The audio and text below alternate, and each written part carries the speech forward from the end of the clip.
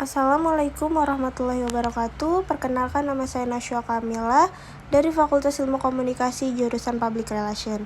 Di sini saya akan mempresentasikan tugas besar 2, yaitu tugas kewirausahaan 1. Untuk langkah pertama, saya akan menganalisis masalah yang sedang terjadi dalam warung saya. Dengan banyaknya orang yang memilih daging ayam untuk menu makanannya, membuat calon wirausahawan memilih daging ayam untuk menu usahanya. Hal ini akan menjadi masalah bagi usaha yang sedang saya jalani. Masalah yang dapat terjadi pada usaha saya yaitu persaingan yang sangat ketat. Banyak orang yang berpikir bahwa semua rasa ayam dan sambal tidak beda jauh antara warung makan satu dengan warung makan lainnya.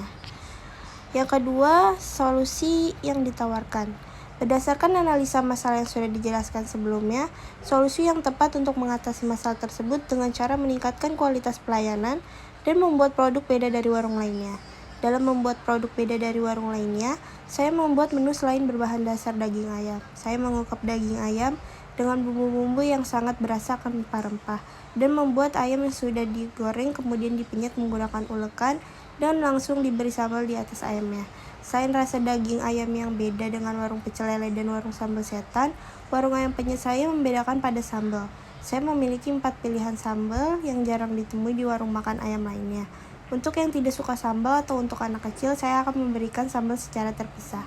Selain itu, saya juga membedakan tempat penyajiannya.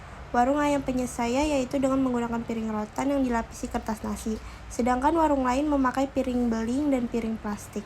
Warung ayam penyet saya juga dihiasi dengan lampu-lampu kecil di mana cahayanya berwarna kuning redup atau biasa disebut lampu ayam. Semua hal ini guna menarik pembeli agar sudi mampir ke warung makan saya dan berpikir bahwa setiap warung makan mempunyai ciri khasnya masing-masing. Selanjutnya ada produk. Produk yang saya tawarkan yaitu ayam penyet dengan 4 pilihan sambal. Ayam yang sudah diungkap dengan bumbu ungkap, kemudian digoreng dan dipenyet menggunakan ulekan dan ditambahkan sambal sesuai selera di atas ayamnya. Selain ayam penyet, saya juga menjual sate kulit, sate usus ayam, sate ate ampela ayam, ceker ayam, dan kepala ayam. Untuk yang bosan makan ayam, tidak perlu khawatir karena warung ayam penyet saya juga menjual ikan lele, ikan peda goreng, cumi asin goreng, udang goreng, tahu goreng, dan tempe goreng.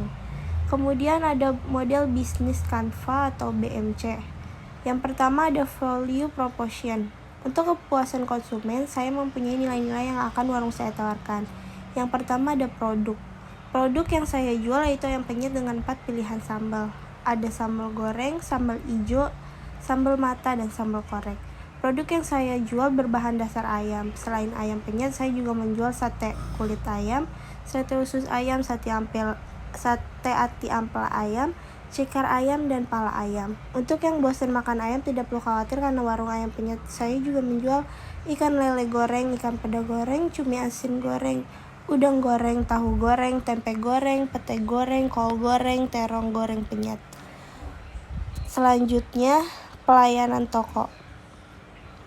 Pelayanan warung ayam penyet saya melayani dengan sangat ramah, seperti menanyakan pemesanan, menunggu customer memesan dengan senyuman, membuat air gratis untuk ojek online saat menunggu pesanan online yang sedang dibuat, membuat nota agar tidak ada kecurangan atau kesalahpahaman, mendengarkan dengan baik dan penuh senyum kemauan, kritik, dan saran dari customer, serta menjaga kebersihan saat melayani, yaitu mencuci tangan dengan memakai sarung tangan sebelum melayani customer.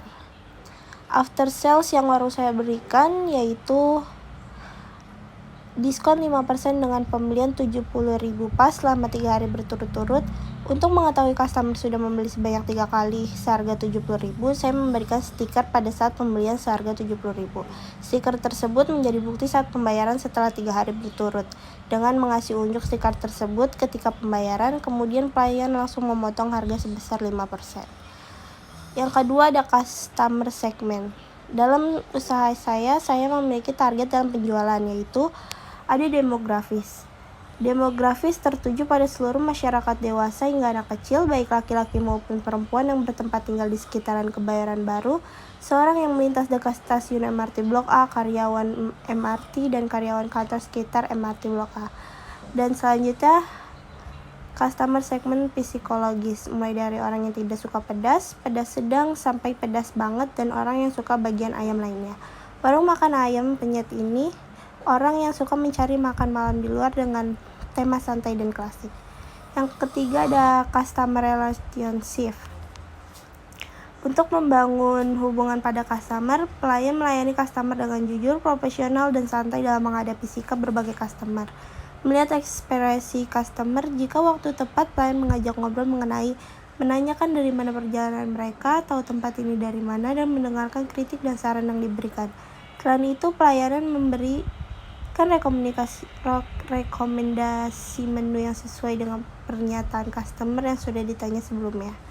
Keempat, ada channel. Yang pertama ada rantai distribusi.